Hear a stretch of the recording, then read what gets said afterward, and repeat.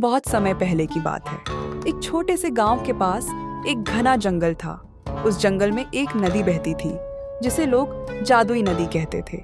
कहा जाता था कि अगर कोई व्यक्ति सच्चे दिल और बिना लालच के नदी से कुछ मांगे तो उसकी हर इच्छा पूरी हो जाती है। लेकिन इस नदी का एक नियम था, जो भी लालच करेगा उसे नदी कभी कुछ नहीं देगी। गांव में अर्जुन नाम का एक लड़का रहता था। अर्जुन बहुत ईमानदार और मेहनती था। वह अपनी माँ और छोटे भाई बहनों का पेट भरने के लिए खेतों में दिन रात मेहनत करता था। लेकिन गांव में एक दिन तेज आंधी तूफान आया।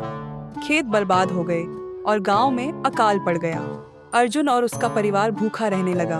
अर्जुन की माँ ने एक दिन कहा, बेटा, हमने जो किया वही हमारे पास है। अब भगवान ही हमारी मदद कर सकते हैं। तब अर्जुन ने जवाब दिया, माँ, मैंने सुना है जंगल में एक जादुई नदी है। मैं उसे खोजने जाऊंगा, शायद वह हमारी मदद कर सके। अर्जुन ने अपने साथ थोड़ा सा खाना लिया और जंगल की ओर चल दिया। वह दिन रात जंगल में चलता रहा। रास्ते में उसने कई जानवर देखे, लेकिन डर के बावजूद वह अपनी मंजिल की ओर बढ़ता रहा। कई दिनों की यात्रा के बाद अर्जुन को वह नदी मिल गई। वह चमचमाती नीले पानी की नदी थी जो सूरज की रोशनी में झिलमिला रही थी। अर्जुन ने झुककर नदी से प्रार्थना की, हे जादुई नदी, मैं बहुत परेशान हूँ। मेरे परिवार को खाने के लिए अनाज चाहिए। कृपया मेरी मदद करें। अर्जुन की सच्ची प्रार्थना सुनकर नदी में हलचल हुई। अचानक नदी के पास एक बड़ा थैला अनाज का प्रकट हुआ। अर्जुन ने थैले को उठाया और नदी का धन्यवाद करते हुए अपने गांव लौट आया।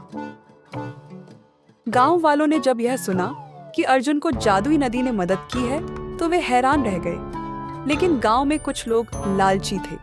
वे दौलत पाने की चाहत में जादुई नदी की ओर निकल पड़े।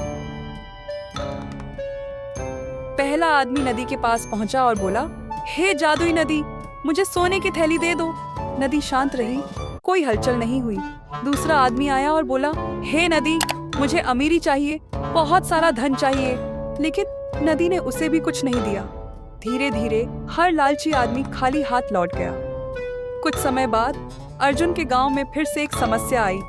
इस बार पूरी फसल बर्बाद हो गई। अर्जुन ने सोचा, जादुई नदी ने पहले मेरी मदद की थी। अगर मैं इस बार पूरे गांव के लिए मदद मांगूं, तो सबकी समस्या हल हो जाएगी। अर्जुन फिर से नदी के पास गया।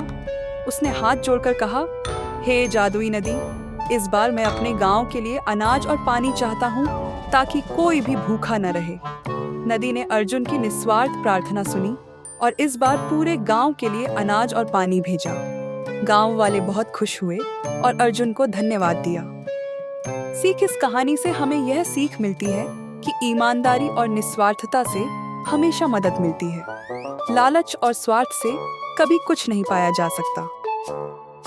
ऐसी मजेदार और रोचक कहानियों के लिए चैनल को सब्सक्राइब करें और बेल आइकन दबाएं।